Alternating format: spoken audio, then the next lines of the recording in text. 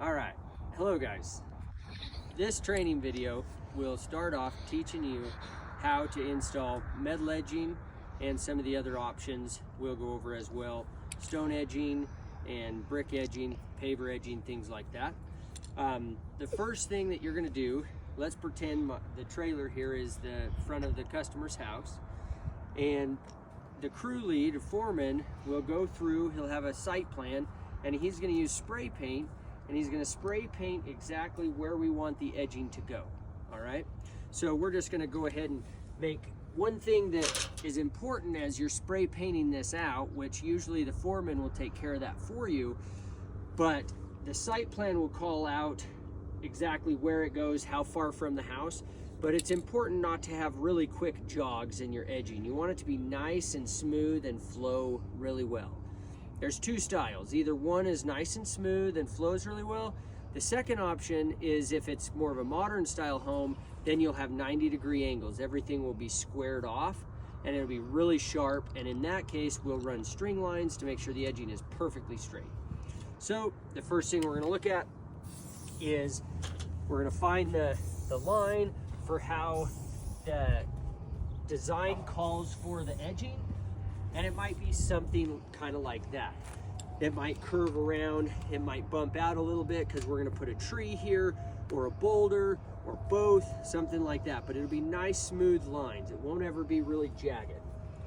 So the first thing you wanna do when your crew lead gives you the instruction to lay down the metal edging, he'll have the line painted out, or you guys can determine where that goes.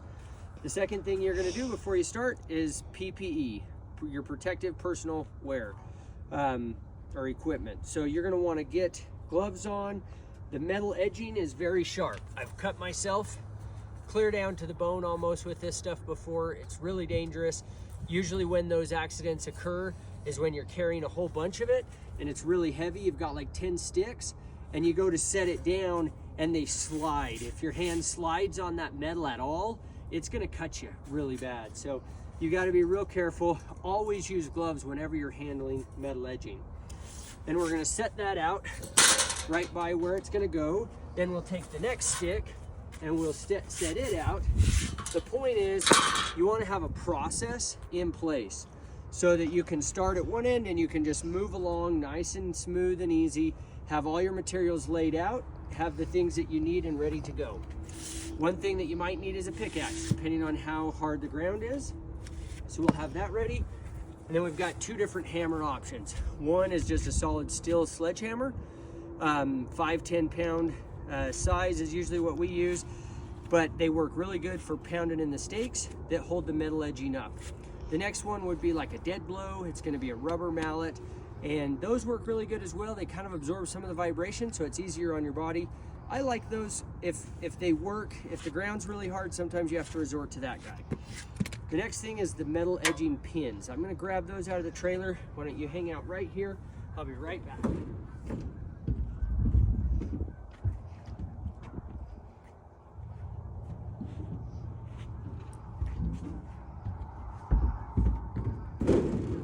Alrighty, so a lot of times these metal edging pins will come in a little bag like this inside a big box. You get like 25 or so in each one of the bags, and this is how it goes. So we're gonna start off right here. Also, something that we do always require are steel toe boots, just in case you're swinging the hammer, you hit your toe, you don't smash it and destroy it, or if you drop a rock on it or a stick or equipment, anything like that, you wanna make sure you have proper steel toes. All right, so we see the blue line here. We're gonna set that metal edging. We're gonna start with this first one, and usually I just try to push it in. The ground is actually really soft today, which is great. So I can push that all the way in, and that locks in that first spot. Then I'm gonna take this edging, line it up. We wanna go every 18 inches for the pins. And if you can go straight up and down, that's what you always wanna try to do. Sometimes the ground will be too hard and you'll have to go in at a little bit of an angle. And then it's important to pinch right there on the pin. You want to pinch that because otherwise when you hit it, sometimes it'll bow out on you. So you pinch it together and tap it in. But luckily for today, the ground is really soft, so we're able to tap it in pretty nice and easily. So then we're gonna move along, and we are gonna lay this directly on that line that was predetermined for us. We're gonna go every 18 inches. We're gonna pin this down. Very simple process. And you can see I'm pushing them in, but they're not going all the way in, which is perfectly fine. I'll come back and I'll tap everything in with a hammer. Now this line bends here, so we're gonna have to take this edging. I'm gonna place my foot where I want it to bend, nice and easy, and get it right on the line. Slide another pin down there. Now we come to a transition piece. We always want to transition our edging, and this is a little older piece of edging. On the new jobs, we'll always have brand new edging. You want to overlap about a foot, okay? So 12 inches is how much you want to overlap, and you want to pinch those together and then still keep it right on the line, and you will actually put a pin on each side. So at the end of this stick and at the end of that stick, that way you don't have either of them popping out or trying to separate. So we're gonna come along here, follow that line, just how it is, pop in those stakes, and that is 20 feet of edging halfway installed. Now we're gonna come back, we're gonna tap down the pins.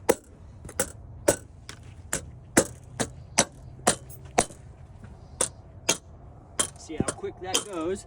Really doesn't take much time at all. Now, the next thing that's important to watch is notice how high up the edging sticks. Sod is 1.5 inches tall. So if you lay that sod up there, you're gonna have, 1.5 inches of that covered, 2 inches left, just glaring out at the landscape, which is not a good look. So we have to make sure that this edging is sunk down to the halfway point all the time. It's no exception. Whether it's an existing yard we're installing this in or a brand new landscape, it's got to go down. So there's a couple ways that you can do that. Sometimes if the ground is soft, you can apply your body weight to it by stepping on it and then tap it down just like that. See that? See how I'm just hitting it? Now you don't want to beat it up and destroy the nice smooth top. So you have to be careful, and sometimes you have to use the next option that I'll show you on getting it down lower.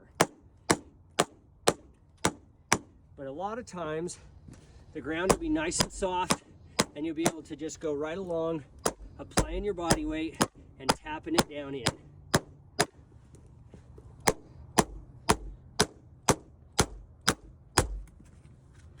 Then once it goes down, then you come back and you're gonna tap those edging pins down as well so you can get it exactly how you want it.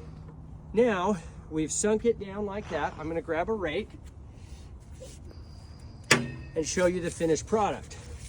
So if we're grading this out, we're gonna want to utilize this soil to our advantage to be able to bring that soil up to make sure that we're right at the halfway point for the edging coming up on that, or the dirt coming up on the middle edging. All right, there we go. And this is exactly how it should look. We've got about 1.5 inches to 2 inches left of the metal edging exposed. Now take a look over here. This is incorrect or not quite finished yet. If we leave the metal edging sticking all the way up, once we lay the sod, you'll see that big chunk. So we don't want to have this. We've got to make sure we always tap it down and make sure that we grade the soil up so there's only half of it exposed. The second option for doing this, if the ground is really, really hard and you can't tap it down, you take a pickaxe and you go right along each side. Sometimes you can get away with just one side, like that. Other times you got to come by both sides and you dig that up with the pickaxe And then after you've loosened up the soil, then it's really easy to step on it and get it to go down. See how that sinks right in there after you loosen it up? Then you're gonna get all those pins down. Then you're gonna take that rake and you're gonna rake it along. We always pull debris out of the yard, throw that in our trash pile, and we'll get it out of the customer's yard. So you're gonna rake that along just like that and get it nice and smooth, coming up halfway on the edging. That's it for this video, guys. Good job. Thanks for paying attention. This is one of the most important pieces of our landscape, is making sure we're nice and smooth and we're sunk down to that level. Very important for a clean execution. See you guys out there.